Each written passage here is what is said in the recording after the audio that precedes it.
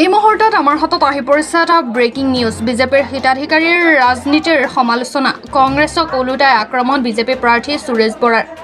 কংগ্ৰেছৰ দিনত বিলোৱা আঁঠুৱা কম্বলত ভেঁকুৰ লাগিল। দেশৰ ৰাইজে নৰেন্দ্ৰ মোদীক তৃতীয়বাৰৰ বাবে প্ৰধানমন্ত্ৰী হিচাপে বিচাৰে। ৰাজ্যৰ জনতাই ডক্টৰ হিমন্ত বিশ্ব শৰ্মাক মুখ্যমন্ত্ৰী হিচাপে বিচাৰে। মই বিজেপিৰ কনিষ্ঠ কৰ্মী। নগাঁৱৰ বিজেপি কাৰ্যালয়ত এই মন্তব্য সুৰেশ বৰাৰ। আগতীয়াকৈ ৰঙালী বিহুৰ শুভেচ্ছাও জনালে সুৰেশ বৰাই। নগাঁৱৰ বিজেপিৰ কাৰ্যালয়ত আগতীয়াকৈ উদযাপন কৰা হ'ল ৰঙালী বিহু।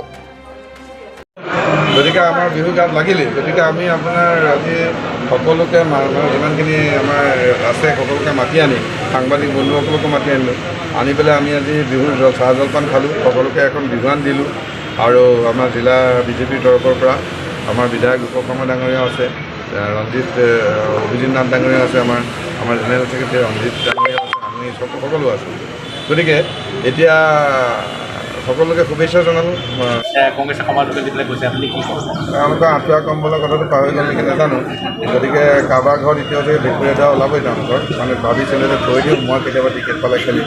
বিজেপিত সেইটো নাই নহয়। বিজেপি হ'ল কি চবকা চাত চবকা বিকাশ। আৰু বিজেপিৰ আচল নেতৃত্ব কোনে লৈ আছে? এজন মানে ত্যাগী মহান ব্যক্তি নৰেন্দ্ৰ মোদী ডাঙৰীয়া ইয়াত লৈ আছে 9 বছৰ বয়সৰ পৰা ৰাইজক কাম কৰিবলৈ ওলাই যোৱা ডক্টৰ হিমন্ত বিশ্ব শৰ্মা।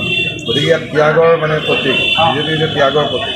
বাকীসকলৰ কথা নকওঁ, অপৰাধ হ'ব। গতিকে আমি যি কৰিছোঁ অসম আৰু অসমীয়াৰ কাৰণে কৰিছোঁ। গতিকে অসম আৰু অসমীয়া ৰাইজে বিজেপিক আগবাঢ়ি নিশ্চয় নিশ্চয় মই ধন্যবাদ।